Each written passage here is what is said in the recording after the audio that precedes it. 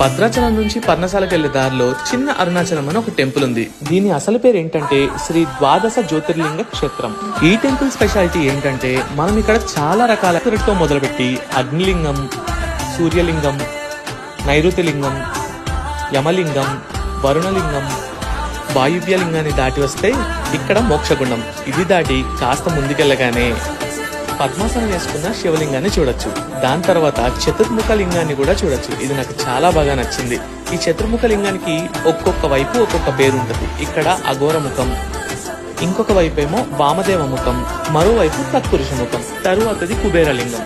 అక్కడి నుంచి కాస్త ముందుకు రాగానే బిల్వపత్రం కనిపించింది. ప్రతి బిల్వపత్రంలోనూ 3 ముఖాలే ఉంటాయి, కానీ ఇక్కడ మొత్తం 12 ముఖాలున్న బిల్వపత్రాన్ని చూడొచ్చు. తరువాత అర్ధనారీశ్వర లింగం, దాని తర్వాత ఈశాన్య లింగం, ఇక ఆఖరిది పాతాళ లింగం.